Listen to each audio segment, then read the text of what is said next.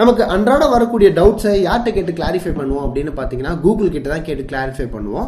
அப்படி இருக்க இந்த நிலைமையில அமெரிக்க நாடாளுமன்ற குழுவினர் கூகுளோட சிஇஓ சுந்தர் பிச்சை கிட்ட பல கேள்விகள் முன் வச்சிருக்காங்க அண்ட் அவரை ஆஜர்படுத்தியிருக்காங்க. 2015 ஆண்டு கூகுளோட சிஇஓவா சுந்தர் பிச்சை அப்பாயிண்ட் பண்ணப்பட்டிருக்காரு. அப்பையிலிருந்து இப்போ வரைக்கும் அவர் பதவியேற்று 3 வருட காலங்கள் ஆகி அமெரிக்காவோட நாடாளுமன்ற குழுவினர் அவர்கிட்ட சில பல கேள்விகள் முன் வச்சிருக்காங்க. அது என்ன மாதிரி கேள்விகள், அது என்ன மாதிரி டாபிக்ஸ் அப்படின்னு பாத்தீங்கன்னா அமெரிக்கா பத்தி, சைனா பத்தி, safety, women safety, Rohingya issues, sexual issues, me too, இந்த மாதிரி பல கேள்விகளை அவங்க முன் வச்சிருக்காங்க. இதுல என்ன ஒரு ஹைலைட் அப்படின்னு பாத்தீங்கன்னா சுந்தர் பிச்சையானவர் அவரோட காம்னஸ் லூஸ் பண்ணாம அவங்க கேட்ட எல்லா கேள்விகளுக்குமே ரொம்பவே காமா, குவைட்டா, சைலண்டா அவரோட ஸ்டைல்ல ஆன்சர் பண்ணிருக்காரு அப்படின்னே சொல்லலாம். அதுல காங்கிரஸ்மேன் கேட்ட கேள்விகள், சில கேள்விகள் இந்த மாதிரி எல்லாம் கேள்வி கேட்பாங்களா அப்படின்ற மாதிரி முகம் சுடிக்கிற மாதிரி இருந்தாலும் சுந்தர் பிச்சை எல்லா கேள்விகளுக்குமே ரொம்பவே சைலண்டா, ரொம்பவே ஒரு அறிவுபூர்வமான ஒரு ஆன்சரை கொடுத்திருக்காரு அப்படின்னே சொல்லலாம். அதுல சில பல கேள்விகள் என்ன மாதிரி இருந்துச்சு அப்படின்னு பாத்தீங்கன்னா, என்கிட்ட ஒரு ஐபோன் இருக்கு, நான் ஒரு இடத்துல இருந்து இன்னொரு இடத்துக்கு போனா கூகுள் என்னோட மூவ்மெண்ட்டை ட்ராக் பண்ணுமா அப்படின்ற மாதிரி ஒரு கேள்வியை ரொம்ப ரூடா ஒரு காங்கிரஸ்மேன் வைக்கிறாரு. அதே சமயத்துல it's either yes or no அப்படின்ற மாதிரி ஒரு ரூடான ஸ்டேட்மெண்ட் கொடுக்கிறாரு.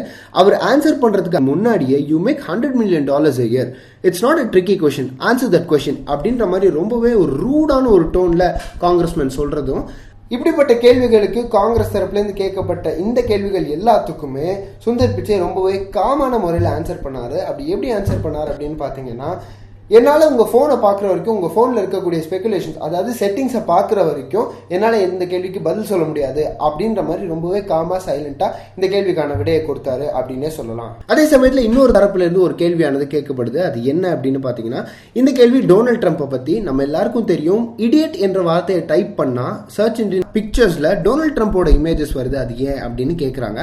அதுக்கு கூகுளோட சிஇஓ சுந்தர் பிச்சை ரொம்பவே ஒரு அறிவுபூர்வமான ஒரு ஆன்சரை கொடுக்குறாரு. அது என்ன அப்படின்னு பாத்தீங்கன்னா, the whole process of SEO பத்தி சொல்றாரு. அதாவது சர்ச் இன்ஜின் ஆப்டிமைசேஷன் பத்தி ரொம்பவே கிளீனா டீடைலா சொல்றாரு. அதே சமயத்துல கூகுளோட சிஇஓ பார்த்து கூகுள் இஸ் பொலிட்டிக்கலி பயாஸ்ட் அப்படின்ற மாதிரியும் ஒரு ஸ்டேட்மெண்ட்டை வைக்கிறாங்க. இப்படி ஒரு காரசாரமான விவாதம் காங்கிரஸ்ல போய்கிட்டு இருக்கும்போது பிரமிளா ஜெயபால் அப்படின்னு சொல்லக்கூடிய காங்கிரஸ் உமன் என்ன மாதிரியான ஒரு ஸ்டேட்மெண்ட்டை கொடுக்குறாங்க அப்படின்னு பாத்தீங்கன்னா, நான் பிறந்த ஊர்லயே தான் நீங்களும் பிறந்திருக்கீங்க, அதே சமயத்துல எனக்கு ரொம்பவே சந்தோஷமா இருக்கு, நீங்க இப்படி ஒரு கம்பெனியை லீட் பண்றீங்க, நான் ரொம்ப எக்ஸைட்டடா இருக்கேன், தேங்க்யூ மிஸ்டர் பிச்சை அப்படின்ற மாதிரி ஒரு ஸ்டேட்மெண்ட் சொல்லியிருக்காங்க. அண்ட் அவங்க யூஎஸ்க்கு ஒரு ஸ்டூடெண்டா போயிருக்காங்க. அண்ட் 2 பேருமே, சுந்தர் பிச்சையும் பிரமிளா ஜெயபாலும் ஒரே இமிகிரேஷன் ப்ராசஸ் தான் தாண்டி போயிருக்காங்க.